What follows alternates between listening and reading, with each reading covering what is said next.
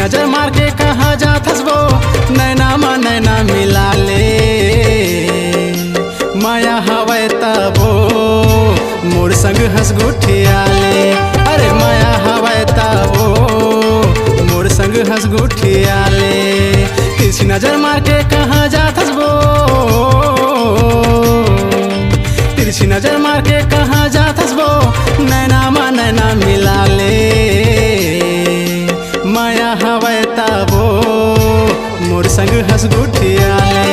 अरे माया हवै तना मोर संग हंस गुठिया ले है।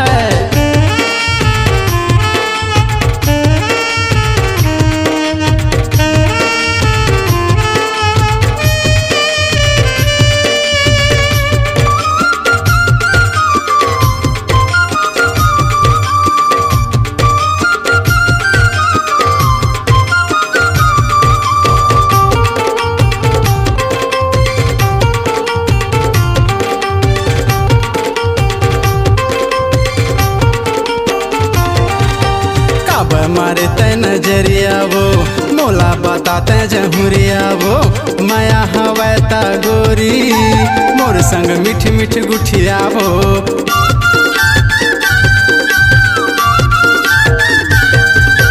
काबर मारे तै नजरिया वो मोला बताते जहुरिया वो माया हवै ता गोरी मोर संग मीठ मीठ गुठिया वो। माया हवै ता गोरी मोर संग मीठ मीठ गुठिया वो। आना रानी मोर तीर माँ आना रानी मोर तीर माँ नैना मा नैना मिला ले माया हवै तबो मोर संग हंस गुठिया ले। माया हवै तना मोर संग हंस गुठिया ले है।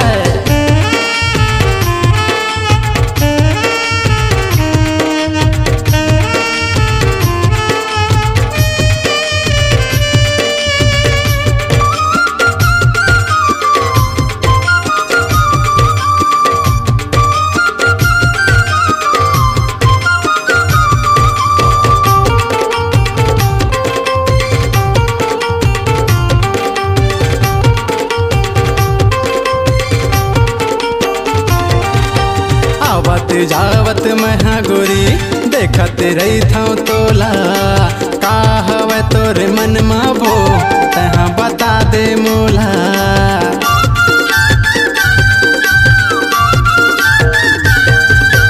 आवत जावत महा गोरी देखत रही था तोला का हवै तोरे मन मा भो तहाँ बता दे मोला। का हवै तोरे मन मा भो तहाँ बता दे मोला। आघू आघू मोरे करत रही थसबो आघू आघू मोरे करत रही थस नैना मा नैना मिला ले माया हवै तबो मोर संग हंस गुठिया ले। माया हवै तबो मोर संग हंस गुठिया ले।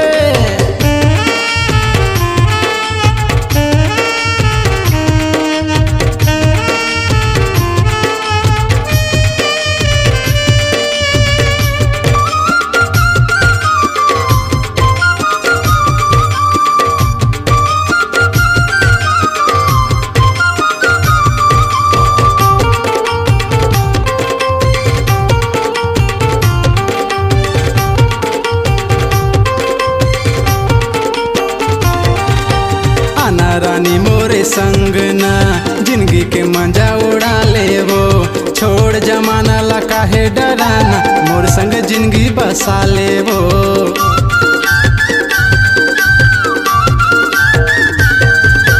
आना रानी मोरे संग ना जिंदगी के मजा उड़ा ले वो छोड़ जमाना ला काहे डराना मोर संग जिंदगी बसा ले वो।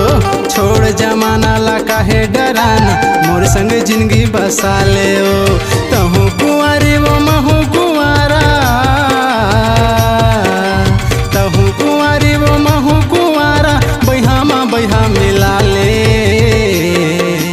माया हवै तबो मोर संग हंस गुठिया ले। माया हवै तना हंस गुठियाले। तिरछी नजर मार के कहाँ जात वो, तिरछी नजर मार के कहाँ जात वो, नैना में नैना मिला ले। माया हवे तबो मोर संग हंस गुठियाले, माया हवे तना मोर संग हंस गुठियाले। तिरछी नजर मार के कहाँ जात वो, तिरछी नजर मार के कहाँ जात वो, नैना में नैना मिला ले। माया हवे तबो मोर संग हंस गुठियाले। अरे माया हवे तना मोर संग हंस गुठियाले। अरे माया हवे तबो मोर संग हंस गुठियाले।